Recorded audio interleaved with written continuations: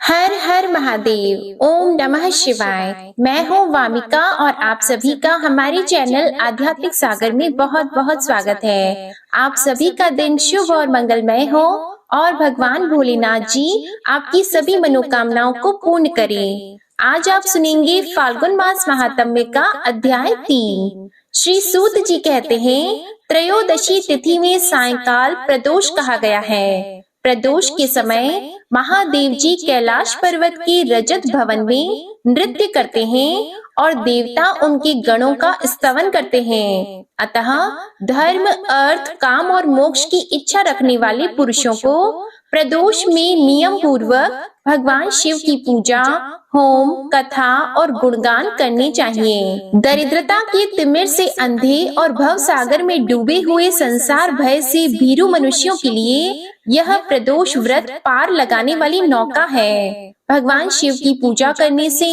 मनुष्य दरिद्रता, मृत्यु, दुख और पर्वत के समान भारी ऋण भार को शीघ्र ही दूर करके संपत्तियों से पूजित होता है। विदर्भ देश में सत्यरथ नाम से प्रसिद्ध एक राजा थे, जो सब धर्मों में तत्पर, धीर, सुशील और सत्य प्रतिज्ञ थे। धर्म पूर्वक पृथ्वी का पालन करते हुए उनका बहुत सा समय सुख पूर्वक बीत गया। इसके बाद शाल्व देश के राजाओं ने विदर्भ नगर पर आक्रमण करके उसे चारों ओर से घेर लिया।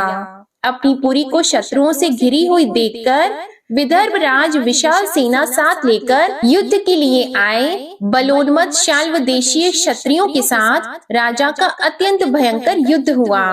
शाल्वों की बहुत बड़ी सेना मारी गई, परंतु अंत में विदर्भ राज भी उनके हाथ से मारे गए। मंत्रियों सहित उस महारथी वीर राजा के मारे जाने पर मरने से बचे हुए सैनिक भाग खड़े हुए। उस समय विदर्भ राज सत्यरथ की एक पतिव्रता स्त्री अत्यंत शोकग्रस्त होकर रात के समय राजभवन से निकलकर पश्चिम दिशा की ओर चली गई। उस समय वह गर्भवती थी। सवेरा होने पर धीरे धीरे मार्ग से जाती हुई उस साध्वी रानी ने बहुत दूर का रास्ता तय कर लेने के बाद एक स्वच्छ तालाब देखा और वह उसके किनारे शोभा पाने वाले एक छायादार वृक्ष के नीचे बैठ गई। भाग्यवश उसी निर्जन स्थान में वृक्ष के ही नीचे पतिव्रता रानी ने उत्तम गुणों से युक्त शुभ मुहूर्त में एक पुत्र को जन्म दिया, जिसके बाद अत्यंत प्यास से व्याकुल होकर वह सुंदर अंगों वाली रानी जलाशय में उतरी। इतने में ही एक बड़े भारी मगरमच्छ ने आकर उसे अपना ग्रास बना लिया। वह बालक पैदा होते ही माता पिता से हीन हो गया और भूख प्यास से पीड़ित होकर उस सरोवर के किनारे जोर जोर से रोने लगा। वह नवजात शिशु जब इस प्रकार क्रंदन कर रहा था, उसी समय भाग्यवश वहाँ एक श्रेष्ठ ब्राह्मणी आ पहुँची। वह भी अपने 1 वर्ष के बालक को गोद में लिए हुए आई थी। ब्राह्मणी निर्धन और विधवा थी, घर घर भीख मांगकर जीवन निर्वाह करती थी। उसका नाम उमा था। उसी सती साध्वी ब्राह्मणी ने उस राजकुमार को देखा। उसे अनाथ की भांति क्रंदन करते देखकर उसने मन ही मन विचार किया, अहो, यह तो बड़े आश्चर्य की बात दिखाई देती है कि यह नवजात शिशु, जिसकी नाल भी अभी तक नहीं कटी है, पड़ा हुआ है। इसकी माता कहाँ चली गई? न इसका पिता है, न कोई और बंधु बांधव है। यह दीन अनाथ बालक बिना बिस्तर की भूमि पर ही सो रहा है। यह चांडाल का पुत्र है या शूद्र का, वैश्य का बालक है या ब्राह्मण का, अथवा यह क्षत्रिय का शिशु है? इसका निश्चय कैसे किया जाए? मैं इस शिशु को उठाकर अपने सगे पुत्र की तरह अवश्य पालन कर सकती हूँ, परंतु यह किस कुल का है, यह न जानने के कारण इसे छूने का साहस नहीं होता। वह पतिव्रता ब्राह्मणी जब इस प्रकार कह रही थी, उसी समय कोई सन्यासी महात्मा वहाँ आ गए। वे ऐसे जान पड़ते थे मानो साक्षात शंकर हो। उन श्रेष्ठ भिक्षु ने उस स्त्री से कहा, ब्राह्मणी, दुख न करो, हृदय की संशय वृत्ति दूर कर इस बालक की रक्षा करो। इससे तुम्हें शीघ्र ही परम कल्याण की प्राप्ति होगी। इतना कहकर वे दयालु भिक्षु तुरंत वहाँ से चले गए। उनके जाने के बाद ब्राह्मणी ने विश्वास पूर्वक उस बालक को लेकर अपने घर की ओर प्रस्थान किया। उस राजकुमार का ब्राह्मणी ने अपने बेटे के समान ही पालन पोषण प्रारंभ कर दिया। एक चक्रा नामक नगर में उस ब्राह्मणी का घर था। वह भिक्षा के अन्न से ही अपने पुत्र और राजकुमार को भी पालने लगी। ब्राह्मणों ने ब्राह्मणी के तथा राजा के भी पुत्र का संस्कार कर दिया। वे दोनों सर्वत्र सम्मानित होकर दिन दिन बढ़ने लगे। समय आने पर उनका उपनयन संस्कार हुआ। अब वे दोनों बालक एक साथ रहकर नियमों का पालन करने लगे। दोनों माता के साथ प्रतिदिन भिक्षा के लिए जाते थे। एक दिन वह ब्राह्मणी उन दोनों बालकों के साथ भीख मांगती हुई देव योग से देव मंदिर में गई। वहाँ बड़े बूढ़े ऋषि मुनि रहा करते थे।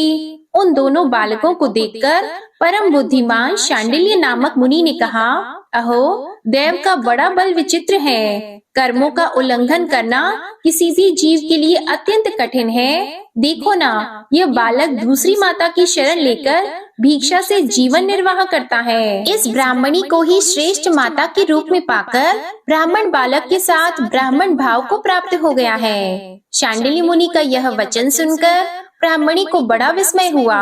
उसने भरी सभा में मुनि को प्रणाम करके पूछा, ब्राह्मण, एक सन्यासी के कहने से मैं इस बालक को अपने घर ले आई हूँ। यद्यपि अभी तक इसके कुल का पता नहीं लगा, तथापि मैं पुत्र की भांति इसका पालन पोषण करती हूँ। आप ज्ञान के नेत्रों से देखते हैं, अतः आपसे मैं यह जानना चाहती हूँ कि यह बालक किस कुल में उत्पन्न हुआ है और इसके माता पिता कौन है। तब मुनि बोले, यह विदर्भ देश के राजा का पुत्र है। इतना कहकर मुनि ने उस बालक के पिता के युद्ध में मारे जाने का तथा उसकी माता के ग्रह द्वारा ग्रस्त होने का सब समाचार पूर्ण रूप से बताया।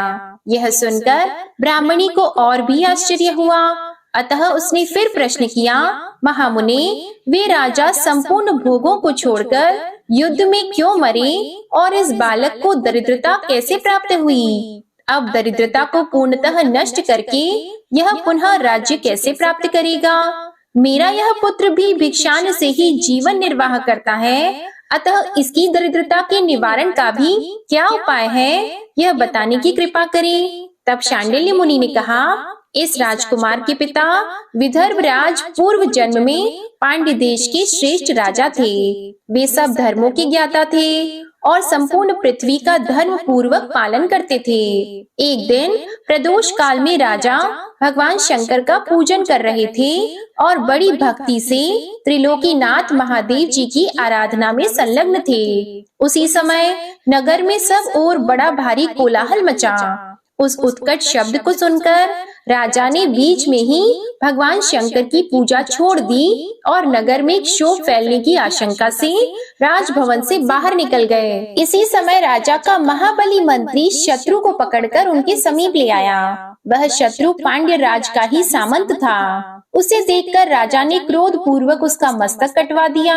शिव पूजा छोड़कर नियम को समाप्त किए बिना ही राजा ने रात में भोजन भी कर लिया। इसी प्रकार राजकुमार भी प्रदोष काल में शिवजी की पूजा किए बिना ही भोजन करके सो गया। वही राजा दूसरे जन्म में विदर्भ राज हुआ था।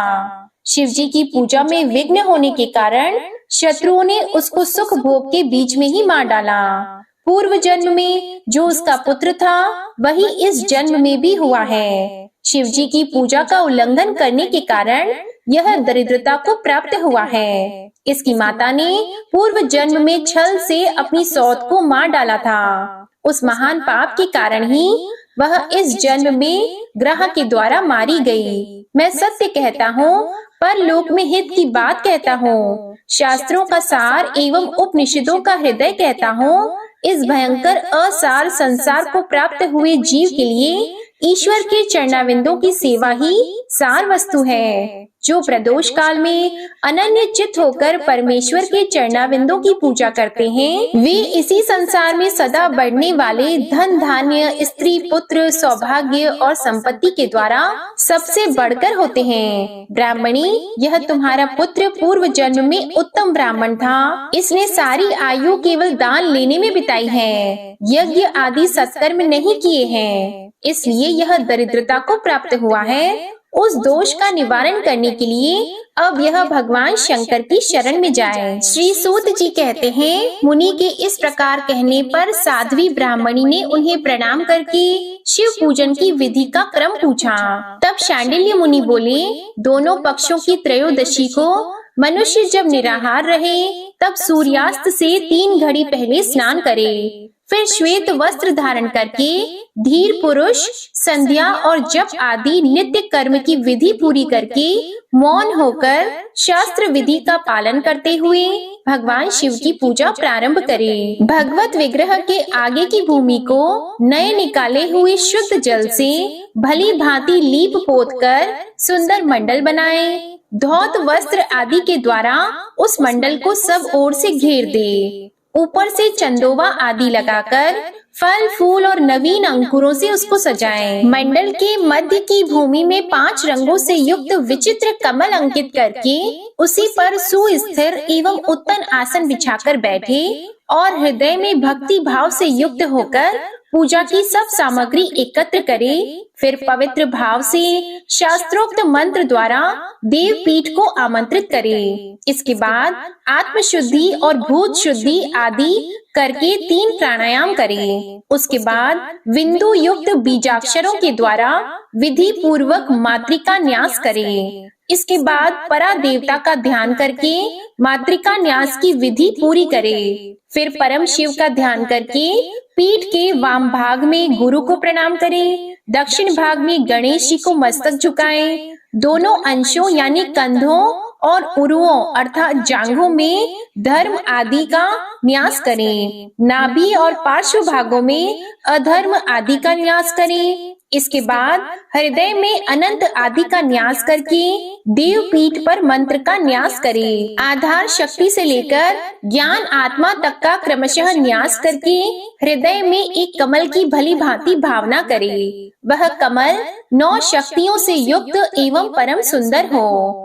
उसी कमल की कर्णिका में कोटि कोटि चंद्रमाओं के समान प्रकाशमान उमापति भगवान शिव का ध्यान करें। भगवान के 3 नेत्र हैं, मस्तक पर चंद्रमा का मुकुट शोभा पाता है, जटा जूट कुछ कुछ पीला हो गया है, उस पर रत्न जटित किरीट सुशोभित है, उनके कंठ में नील चिन्ह है और अंग अंग से उदारता सूचित होती है। सर्पों के हार से उनकी बड़ी शोभा हो रही है। उनके एक हाथ में वरद और दूसरे में अभय की मुद्रा है। वे फरसा धारण करते हैं। उन्होंने नागों का कंकण, केयूर, अंगद तथा मुद्रिका धारण कर रखी है। वे व्याघ्र चर्म पहने हुए रत्नमय सिंहासन पर विराजमान हैं। उनके वाम भाग में गिरिराज नंदिनी उमा देवी का चिंतन करें। इस प्रकार महादेव जी तथा गिरिजा देवी का ध्यान करके क्रमशः गंध आदि से उनकी मानसिक पूजा करें।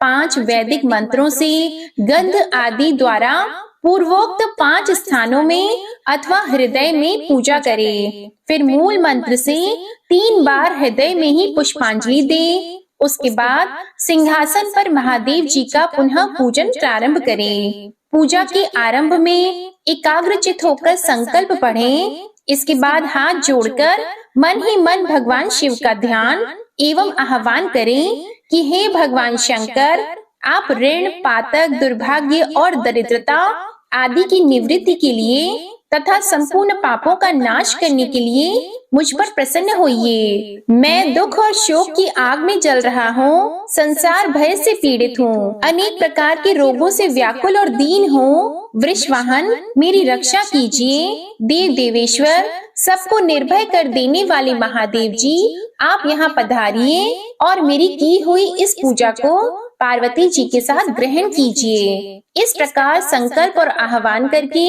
पूजा आरंभ करनी चाहिए। इसके बाद मनुष्य एकाग्रचित होकर रुद्र सूक्त का पाठ करते हुए वहां स्थापित किए हुए शंख के जल से और पंचामृत से महादेव जी का अभिषेक करके भांति भांति के मंत्रों से आसन आदि उपचारों को समर्पित करें। भावना द्वारा दिव्य वस्त्रों से विभूषित स्वर्ण सिंहासन की कल्पना करें और उसी पर भगवान को विराजमान करके अष्ट गुण युक्त अर्घ और पाद्य निवेदन करें। फिर शुद्ध जल से आचमन कराकर मधु पर्क दे। उसके बाद पुनः आचमन के लिए जल देकर मंत्रोच्चारण पूर्वक स्नान कराएं। फिर यज्ञोपवीत वस्त्र और आभूषण अर्पण करें। परम पवित्र अष्टांग युक्त चंदन चढ़ाएं। बिल्व, मदार, लाल कमल, धतूर, कनेर, सनई का फूल, चमेली, कुशा, अपामार्ग, तुलसी, जूही, चंपा, भटकटिया और करवीर के फूलों में से जितने मिल जाएं, उन सबको शिव उपासक भगवान शिव पर चढ़ाएं। इनके अतिरिक्त भी नाना प्रकार के सुगंधित पुष्प निवेदन करें। फिर लाल चंदन से उत्पन्न धूप और निर्मल दीप समर्पित करें। उसके बाद हाथ धोकर घी, नमकीन और साग, मिठाई, पुआ, शक्कर तथा गुड़ के बने हुए पदार्थ एवं खीर का नैवेद्य भोग लगाएं। मधु, दही और जल भी अर्पण करें। उस खीर का ही मंत्र द्वारा प्रज्वलित की हुई अग्नि में हवन करें। यह होम शास्त्रोक्त विधि से आचार्य की कथन अनुसार संपन्न करना चाहिए। भगवान शंकर को नैवेद्य देकर मुख शुद्धि के लिए उत्तम तांबूल अर्पण करें। धूप, आरती, सुंदर छत्र, उत्तम दर्पण को वैदिक तांत्रिक मंत्रों द्वारा विधि पूर्वक समर्पित करें। अगर यह सब करने की अपने में शक्ति न हो, अधिक धन का अभाव हो, तो अपने पास जितना धन हो उसी के अनुसार भगवान की पूजा करें। गौरीपति भगवान शंकर भक्ति पूर्वक भेंट किए हुए पुष्प मात्र से भी संतुष्ट हो जाते हैं। इसके बाद स्तोत्रों द्वारा स्तुति करके भगवान को साष्टांग प्रणाम करें। फिर परिक्रमा करके पूजा समर्पित करने के बाद विधि पूर्वक श्री गिरिराजपति की प्रार्थना करें कि हे देव जगन्नाथ, आपकी जय हो। सनातन शंकर, आपकी जय हो। संपूर्ण देवताओं के अधीश्वर, आपकी जय हो। सर्व देव पूजित, आपकी जय हो। सर्व गुणातीत, आपकी जय हो। सबको वर देने वाले प्रभु, आपकी जय हो। संपूर्ण विश्व के लिए एकमात्र जानने योग्य महेश्वर, आपकी जय हो। नागराज वासुकी को आभूषण के रूप में धारण करने वाले प्रभु, आपकी जय हो। गौरीपते, आपकी जय हो। चंद्रार्थ शेखर शंभु, आपकी जय हो। कोटि सूर्यों के समान तेजस्वी शिव, आपकी जय हो। अनंत गुणों के आश्रय, आपकी जय हो। भयंकर नेत्रों वाले रुद्र, आपकी जय हो। अचिंत्य निरंजन, आपकी जय हो। नाथ दया सिंधु, आपकी जय हो। भक्तों की पीड़ा का नाश करने वाले प्रभु, आपकी जय हो। दुस्तर संसार सागर से पार उतारने वाले परमेश्वर, आपकी जय हो। महादेव, मैं संसार के दुखों से पीड़ित एवं खिन्न हूँ, मुझ पर प्रसन्न होइए। परमेश्वर, समस्त पापों के भय का अपहरण करके मेरी रक्षा कीजिए। मैं महान दारिद्र्य के समुद्र में डूबा हुआ हूँ। बड़े बड़े पापों ने मुझे आक्रांत कर लिया है। मैं महान शोक से नष्ट और बड़े बड़े रोगों से व्याकुल हूँ। सब ओर से ऋण के भार से लदा हुआ हूँ। पाप कर्मों की आग में जल रहा हूँ और ग्रहों से पीड़ित हो रहा हूँ। हे शंकर, मुझ पर प्रसन्न होइए। निर्धन मनुष्य इस प्रकार पूजा के अंत में भगवान गिरिराजपति की प्रार्थना करे। धनाढ्य अथवा राजा की इस प्रकार भगवान शंकर की प्रार्थना करनी चाहिए। हे शंकर जी, आपके प्रसाद से मेरे सदा आनंद रहे। मेरे राज्य में लुटेरे न रहें, सब लोग निरापद होकर रहें। पृथ्वी पर अकाल, महामारी आदि के संताप शांत हो जाएं। सबकी खेती धन धान्य से समृद्ध हो। संपूर्ण दिशाओं में सुख का साम्राज्य छा जाए। इस प्रकार प्रदोष व्रत के दिन गिरिजापति भगवान शंकर की आराधना करें। ब्राह्मणों को भोजन कराएं और उन्हें दक्षिणा देकर संतुष्ट करें। इस प्रकार मैंने सब पापों का नाश, सब प्रकार की दरिद्रता का निवारण तथा समस्त मनोवांछित वस्तुओं का दान करने वाली शिव पूजा का वर्णन किया है। यह शिव की पूजा शिव जी के द्रव्य का हरण करने के पाप को छोड़कर शेष सभी महापातकों और उपपातकों के महान समुदाय का नाश करती है। यदि ये दोनों बालक इसी प्रकार भगवान शंकर का पूजन प्रत्येक प्रदोष के दिन करते रहें, तो वर्ष भर के भीतर ही इन्हें उत्तम सिद्धि की प्राप्ति होगी। शांडिल्य मुनि का यह वचन सुनकर उस ब्राह्मणी ने दोनों बालकों के साथ मुनि के चरणों में प्रणाम किया और इस प्रकार कहा, भगवान, आज मैं आपके दर्शन मात्र से कृतार्थ हो गई। ये दोनों बालक आज से आपकी शरण में हैं। ब्राह्मण,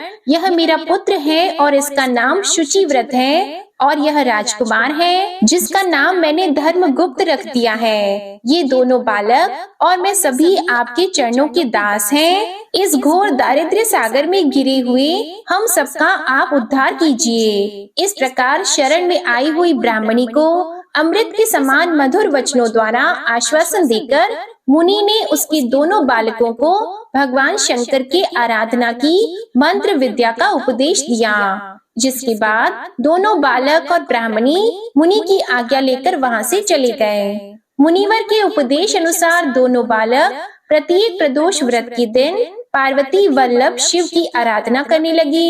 इस प्रकार शिव पूजा करते हुए द्विज कुमार अर्थात वह ब्राह्मणी का पुत्र और राजकुमार के 4 महीने सुखपूर्वक बीत गए। एक दिन द्विज कुमार राजकुमार को साथ लिए बिना ही नदी के तट पर स्नान करने के लिए गया और वहां मौज से देर तक इधर उधर घूमता रहा। वहां झरने के जल के आघात से खाई की भूमि कट जाने से उसमें गड़ा हुआ एक बड़ा भारी खजाने का कलश चमक रहा था। जिस पर ब्राह्मण कुमार की दृष्टि पड़ी, उसे देखकर वह सहसा हर्ष और कौतूहल में भरकर उसके समीप गया और उसे देवता के प्रसाद से प्राप्त हुआ मानकर सिर पर लेकर घर को चल दिया तथा घर के भीतर उस घड़े को रखकर माता से कहा, माँ, यह भगवान शंकर का प्रसाद तो देखो। उन्होंने दया करके घड़े के रूप में यह खजाना दिखा दिया। तब उस पतिव्रता ब्राह्मणी ने राजकुमार को भी बुलाकर कहा, पुत्रों, इस खजाने के घड़े को तुम दोनों आपस में बराबर बांट लो। माता की बात को सुनकर ब्राह्मण के पुत्र को प्रसन्नता हुई, किंतु राजपुत्र ने उससे कहा, माँ, यह तुम्हारे ही पुत्र के पुण्य से प्राप्त हुआ है, अतः मैं इस खजाने को बांटकर लेना नहीं चाहता हूँ। अपने पुण्य के प्राप्त हुए खजाने का ये स्वयं ही उपभोग करे, वे ही भगवान शंकर मुझ पर भी कृपा करेंगे। इस प्रकार प्रसन्नता पूर्वक भगवान शंकर की पूजा करते हुए उन दोनों कुमारों का उसी घर में 1 वर्ष व्यतीत हो गया। एक दिन राजकुमार उस ब्राह्मण कुमार के साथ वसंत ऋतु में वन में भ्रमण के लिए निकल गया। कुछ दूर जाने पर उन्होंने सैकड़ों गंधर्व कन्याओं को परस्पर क्रीड़ा करते हुए देखा। उन्हें देखकर ब्राह्मण कुमार ने दूर से ही राजकुमार से कहा, यहाँ से आगे जाना उचित नहीं है, क्योंकि उधर स्त्रियां विहार कर रही हैं। स्वच्छ अंतःकरण वाले विद्वान पुरुष स्त्रियों का सामीप्य त्याग देते हैं। ये रमणियां छल करने वाली तथा वाणी के द्वारा अनुनय विनय करने में कुशल हैं। ये पुरुषों को अपनी दृष्टि मात्र से मोहित कर लेती हैं। इसलिए अपने धर्म में तत्पर ब्रह्मचारी कभी स्त्रियों के समीप जाकर उनके साथ वार्तालाप न करे।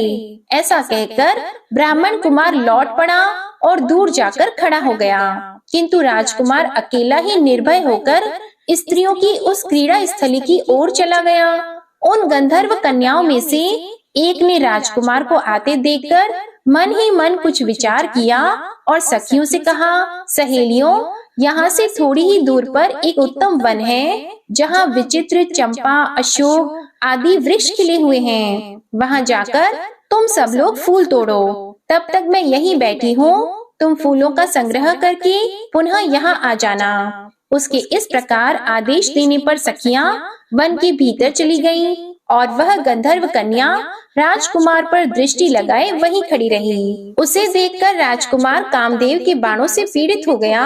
गंधर्व कन्या ने अपने पास आए राजकुमार को बैठने के लिए कोमल पल्लवों का आसन दिया और पूछा, कमल नयन, तुम कौन हो? किस देश से यहाँ आए हो और किसके पुत्र हो? इस प्रकार पूछने पर राजकुमार ने अपना पूरा परिचय बताया, कि मैं विदर्भ राज का पुत्र हूँ। मेरे पिता माता बचपन में ही मर गए हैं। शत्रुओं ने मेरे राज्य पर अधिकार जमा लिया है और मैं दूसरे के राज्य में गुजारा करता हूँ। ये सारी बातें बताकर राजकुमार ने उस गंधर्व कन्या से पूछा, सुंदरी, तुम कौन हो? यहाँ तुम्हारा क्या कार्य है और तुम किसकी पुत्री हो?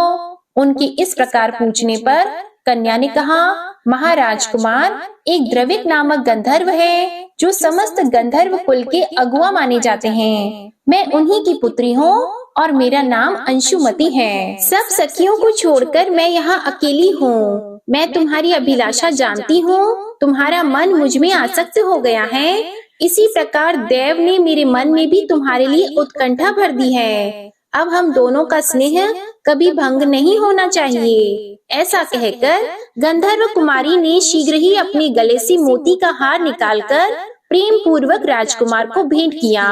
उस अद्भुत हार को देखकर राजकुमार ने पूछा कि मैं एक बात कहता हूँ, मैं राज्यहीन और निर्धन हूँ। तुम मेरी प्रिया कैसे होना चाहती हो? मूर्ख स्त्री की भांति पिता की आज्ञा का उल्लंघन करके अपनी इच्छा के अनुसार आचरण क्यों करती हो? यह सुनकर गंधर्व कन्या ने कहा, प्रियतम, आपका कहना ठीक है। मैं पिता की आज्ञा के विरुद्ध नहीं करूंगी। आप इस समय घर को पधारें और परसों प्रातः काल पुनः यहीं दर्शन दें। आपसे कुछ हमारा कार्य है। इतना कहकर वह गंधर्व कन्या अपने सखियों के आ जाने से उनके साथ चली गई और राजकुमार भी हर्ष पूर्वक ब्राह्मण कुमार के समीप लौट आया। उसने द्विज पुत्र से सब बातें बताईं और उसके साथ घर को प्रस्थान किया।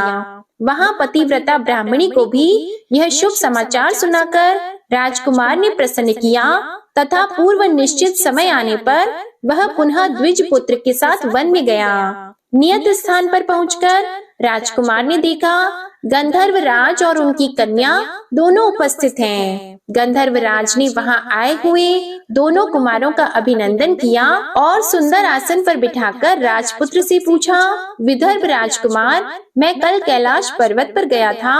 वहां मैंने पार्वती जी के साथ महादेव जी के दर्शन किए। देवेश्वर भगवान शिव करुणा रूपी अमृत के सागर हैं। उन्होंने मुझे बुलाकर सब देवताओं के समीप इस प्रकार कहा कि पृथ्वी तल पर धर्मगुप्त नाम से प्रसिद्ध एक राजकुमार है जो इस समय अकिंचन है। उसका राज्य छिन गया है। शत्रुओं ने उसके देश को अपने अधिकार में कर लिया है। अब वह बालक अपने गुरु की आज्ञा से सदा मेरी आराधना में संलग्न रहता है। उसी के प्रभाव से आज उसके समस्त पितर मेरे स्वरूप को प्राप्त हो गए हैं। गंधर्व श्रेष्ठ, तुम भी उस राजकुमार की सहायता करो। अब वह शत्रुओं को मारकर अपने राज सिंहासन पर आसीन हो जाएगा। तब महादेव जी के इस प्रकार आज्ञा देने पर मैं अपने घर को आया। यहाँ मेरी इस कन्या ने भी तुम्हारे लिए बहुत प्रार्थना की। यह सब परम दयालु भगवान शिव की प्रेरणा से ही हो रहा है। ऐसा समझकर मैं इस कन्या को साथ लेकर आया हूँ। अतः अपनी पुत्री अंशुमति को मैं तुम्हें पत्नी रूप में देता हूँ और भगवान शिव जी की आज्ञा से शत्रुओं को मारकर तुम्हें तुम्हारे राज्य पर बिठाऊंगा। अपने उस नगर में तुम अपनी इस धर्म पत्नी के साथ 10,000 वर्षों तक मनोवांछित सुख भोगकर अंत में भगवान शिव के लोक में जाओगे और वहाँ भी मेरी यह कन्या तुम्हारी ही सेवा में प्रस्तुत होगी। इस प्रकार कहकर गंधर्व राज ने उसी वन में राजकुमार के साथ अपनी पुत्री का विवाह कर दिया और उपहार में परम उज्जवल रत्न भार भेंट किए। चंद्रमा के समान चमकीली चूड़ामणि तथा दमकते हुए मोतियों के मनोहर हार दिए। दिव्य आभूषण, वस्त्र, स्वर्ण के बने हुए बहुत से सामान, 10,000 हाथी, 1,00,000 नीले घोड़े और हजारों सोने के बड़े बड़े रथ प्रदान किए। अंत में एक दिव्य रथ, इंद्र के धनुष के समान विशाल धनुष, सहस्त्रों अस्त्र शस्त्र, अक्षय बाणों से भरे हुए 2 तरकश, अभेद्य स्वर्णमय कवच तथा शत्रुओं का संहार करने वाली शक्ति समर्पित की। अपनी पुत्री की सेवा के लिए गंधर्व राज ने प्रसन्नचित्त होकर 5,000 दासियां दी। इतना ही नहीं, राजकुमार की सहायता के लिए उन्होंने अत्यंत उग्र गंधर्वों की चतुरंगिनी सेना भी भेंट की। इस प्रकार परम उत्तम संपत्ति को पाकर राजकुमार अपनी मनोवांछित पत्नी के साथ बहुत प्रसन्न हुए। पुत्री का विवाह कराकर गंधर्व राज स्वर्ग लोक में चले गए। धर्मगुप्त विवाह के अनंतर गंधर्वों की सेना के साथ अपने नगर को गए और वहां उन्होंने शत्रु सेना का संहार करके राजधानी में प्रवेश किया। इसके बाद श्रेष्ठ ब्राह्मणों और मंत्रियों ने मिलकर राजकुमार का अभिषेक किया और वे रत्नमय सिंहासन पर आरूढ़ होकर अकंटक राज्य का उपभोग करने लगे। जिस ब्राह्मण पत्नी ने उनका अपने पुत्र की भांति पालन किया था, वही उनकी माता हुई। वह द्विज कुमार ही भाई हुआ तथा गंधर्व राजपुत्री अंशुमति महारानी के पद पर प्रतिष्ठित हुई। भगवान शंकर की आराधना करके धर्मगुप्त विदर्भ देश के राजा हो गए। इसी प्रकार दूसरे लोग भी प्रदोष व्रत के दिन गिरिजापति की आराधना करके मनोवांछित कामनाओं को प्राप्त कर लेते हैं और अंत में मृत्यु होने पर परम गति को प्राप्त होते हैं। श्री सूत जी कहते हैं, जो प्रदोष व्रत के परम अद्भुत पुण्यमय महात्म्य को उस व्रत के दिन शिव पूजन के बाद एकाग्रचित होकर सुनता अथवा पढ़ता है, उसे 100 जन्मों तक कभी दरिद्रता नहीं होती और अंत में वह ज्ञान के ऐश्वर्य से युक्त होकर भगवान शंकर के परम धाम को प्राप्त होता है। आज का अध्याय समाप्त हुआ। अब आप सुनिए श्री शिव चालीसा पाठ। श्री गणेश गिरिजा सुवन मंगल मूल सुजान, कहत अयोध्या दास तुम देहु अभय वरदान। जय गिरिजापति दीन दयाला, सदा करत संतन प्रतिपाला। भाल चंद्रमा सोहत नीके, कानन कुंडल नाग फनी के। अंग गौर शिर गंग बहाए, मुंड माल तन छार लगाए। वस्त्र खाल बागंबर सोहे, छवि को देख नाग मुनि मोहे। मैना मातु की है दुलारी, बाम अंग सोहत छवि न्यारी। कर त्रिशूल सोहत छवि भारी, करत सदा शत्रुन शयकारी। नंदी गणेश सोहित कैसे, सागर मध्य कमल है जैसे।